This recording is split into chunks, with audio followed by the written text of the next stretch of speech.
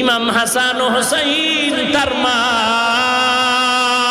হযরত আলীর স্ত্রী ব্যবহার খারাপ যেন না হয়, কবরের মাটির জবান খুলে গেল, ডাক দিয়ে কয়, রে সাহাবী, আমি মাটি ফাতেমাও চিনব না, হাসানের পরিচয় চলবে না, আমি মাটির ব্যবহার হবে ইমানের আমলের মাধ্যমে। যদি পরিচয়টা ভালো, আমল নিয়ে আসো, ব্যবহার ভালো হয়ে যাবে।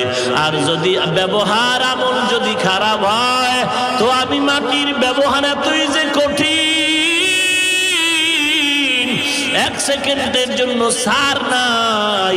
ওই কবরের আওয়াজ শুনে সাহাবী চিৎকার দিয়ে বেহুশ হয়ে পড়ে গেছে, আর জীবনে সংসার করতে পারে না, কবরের চিন্তা মাথায় ঢুকে গেল। আল্লাহওয়ালাদের এই কান্না, এই কান্নার একটাই কারণ, কবরে আমার কি উপায় হবে। একবারও চিন্তা করছো রে যুবক, নামাজ পড়ো না, দাড়ি রাখো না, পর্দা করো না, মা বাবার কথা মতো চলো না, একটু চিন্তা করনি আল্লাহর কোরআন সত্য, নবীর কথা সত্য, আযাব নিয়ে গুনাহ নিয়ে কবরে গেলে শাস্তি সহ্য করতে পারবানি? যদি অন্তর বলে পারবো না, পায়ে হাত রেখে বলি তাড়াতাড়ি আল্লাহর কাছে তওবা করো। হামসুরাত হামসিরাতে মুস্তফা দর তামামি হালে উকুন ইত্তেবা ইত্তেবায়ে সুন্নতে খায়রুল বাশার গিরে লাজিম তাবয়াবি আই পেশা। 1000 বার আমি আমার মা, আমার বাবা, আমার ভাই, আমার বোন, আমার উস্তাদ, আমার পীর, আমার ইমাম, সবাইকে আমি সম্মান করব, মোহাব্বত করব, গুণগান গাইব। তবে মনে রাখতে হবে, কারো সম্মান আমার নবীর সমান না। খাজা মঈনুদ্দিনের সম্মান আমার নবীর মতো, বড় পীর সাহেবের সম্মান আমার নবীর মতো। এরে নারায়ণগঞ্জের মুসলমান, খাজা মঈনুদ্দিনের নামের স্মরণে ওয়াজ মাহফিল করো, ওয়াজ কুরুনির স্মরণে ওয়াজ মাহফিল দাও, ওরস মুবারক, ভেতরে আছে তাবারক। এরে ওয়াজ কুরুনির পাগল, বড় পীরের পাগল, এ খাজা মঈনুদ্দিনের পাগল। যতজনার নাম বইলা তুই পাগল বলো যে আমি খাজা মঈনুদ্দিনের, খাজার ভক্ত, আমি ওয়াজ কুরুনির ভক্ত, আমি শাহজালালের ভক্ত, শাহ আলীর ভক্ত, যতজন পীরাউলিয়ার নাম বললি, ওরে কপাল পোড়া একজনারও কিন্তু দাড়ি ছিল না, টুপি ছিল না, পাগড়ি ছিল না, নামাজ ছিল না। এরে আল্লাহর বান্দা, খাজা মঈনুদ্দিন চিশতি আজমিরির ইতিহাস পড়ে দেখ, বড় পীরের ইতিহাস পড়ে দেখো, আর বড় পীর আব্দুল কাদের জিলানীর ইতিহাস পড়ো, মুজাদ্দিদ আল ফেসানির ইতিহাস পড়ো, শাহজালাল, শাহ পরান, শাহ মাখদুম, শাহ আমানত, শাহ আলী খান, জাহান আলী, এদের ইতিহাস পড়ে দেখো।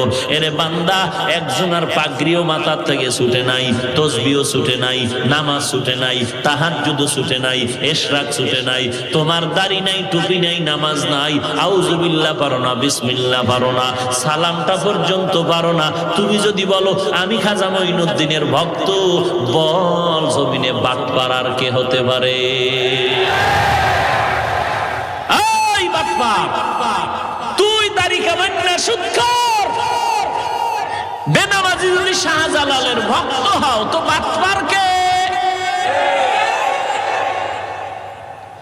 আল্লাহর কসম, এই জমিনের মধ্যে শাহজালাল বলো, শাহপরান বলো, পীর আউলিয়া বলো, নবীর সাহাবী বলো, এদের একমাত্র উত্তরসূরি আর ভক্ত যদি দাবি করে, সুন্নতের আমলওয়ালা, টুপিওয়ালা, দাড়িওয়ালারাই হলো এক নাম্বার।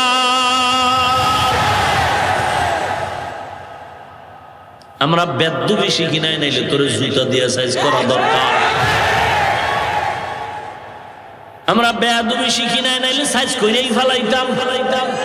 হ্যাঁ, সাইজ যে করি না তা না, চেষ্টা করি খোদার সাথে একটু দয়া করে দোয়া করি, আল্লাহ হেদায়াত দাও, হেদায়াত দাও, হেদায়াত দাও। মাঝে মাঝে দোয়া কবুল হইয়া যায়। আমাদের বুজুর্গ আলেম ওলামারা আল্লাহর কাছে কান্না করে, আল্লাহ গো তুমি হেদায়াত দাও, হেদায়াত দাও। পরক্ষণে দেখা গেল হাফিজুর রহমান সাহেবের মাহফিল নারায়ণগঞ্জের ওই রূপসী মাঠের মধ্যে, বালুর মাঠে হবে না, হবে না। কেন কেন বলে অমুক খাজার ভক্ত, অমুক ভক্ত বাধা দিছে, হবে না। দেখা যায় আল্লাহর কাছে দোয়া করার পর হাটহাজারীর হুজুরের মাহফিল অমুক জায়গায় হবে না, চরমনের মাহফিল অমুক জায়গায় হবে না। কে বাধা দিল? একজন বুজুর্গ কয় না না, টাটকা গাঞ্জা করে বাধা দিয়েছে, নামাজ নাই, রোজা নাই। বলে করে কি? বলে শাহজালালের টাটকা ভক্ত। আল্লাহর কাছে দোয়া করার পর 6 মাস পরে টেলিফোনে জানা গেল হুজুর আলহামদুলিল্লাহ, ওই যেই বান্দা মাহফিলে বাধা দিল, ওই বান্দা এখন আগাইয়া আইসা কয় মাহফিল 1 দিন না 3 দিন করবি, সব খরচ আমি একা দিব। হয় কি হয় না? সবাই কি আর হবে? সবাই তো আর হবে না। কারণ যার কলবে মহার পড়ে গেল, ফি কুলুবিহিম মারাদুন ফাযাদাহুমুল্লাহু মারাদা, যার অন্তরে মহার পড়ে গেছে, হেদায়েতের দরজা বন্ধ। মান ইয়াহদিল্লাহু ফাহুয়াল মুহতাদ ওয়া মান ইউদ্লিল ফালান তাজিদ লাহু ওয়ালিয়াম মুরশিদা।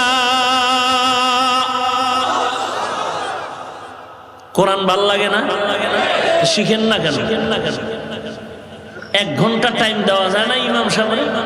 যে ইমাম সাহেব ফজরের নামাজের পরে আবার 1 ঘন্টা কোরআন শিখান,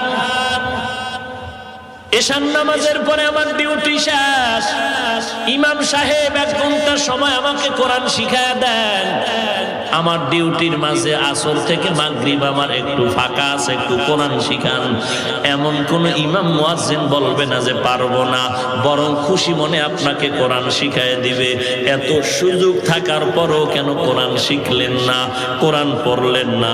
আসল মজা আপনি এখনো পাইলেন না।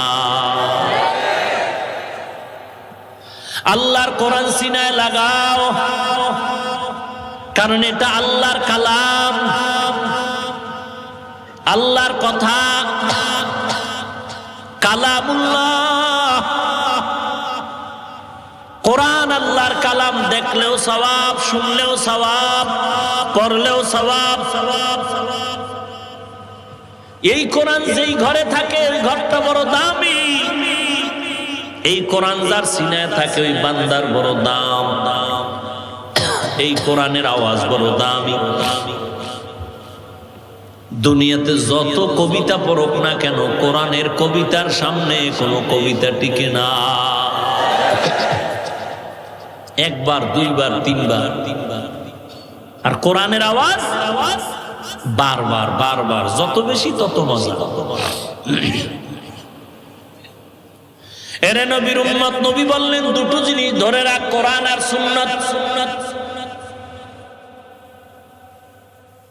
মাদ্রাসায় যখন ছোটবেলা লেখাপড়া করি, মাদ্রাসা বন্ধু দিলে বাড়ি যাইতাম। ফজরের নামাজের পরে আব্বাজান বলতেন কোরআন শরীফ তেলাওয়াত কর, আমি বসে বসে শুনি। আমি তেলাওয়াত করতাম, বাবা শুনতেন। ও আল্লাহর গোলাম, ও সন্তানের বাবা, কপাল খারাপ, নিজে কোরআন পড়তে পারেন নাই, চেষ্টা করেন শিখার। আর সন্তান যদি আল্লাহ দান করে, সন্তানের কোরআনওয়ালা বানান। আর ওই সন্তানের মাধ্যমে আপনি ঘরে বসে বসে যখন সুযোগ পান, কোরআন তেলাওয়াত শুনেন। সন্তান পড়িয়া যত সওয়াব পাবে, আপনি শুনিয়াও সেই সওয়াব পেয়ে যাবেন।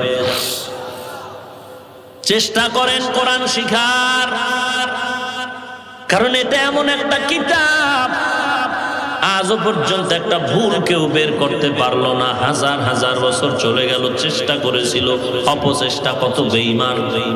বড় অনেকে অপচেষ্টা করতে গিয়া মাথা নত করে কালেমা পড়ে মুসলমান হয়ে গেল।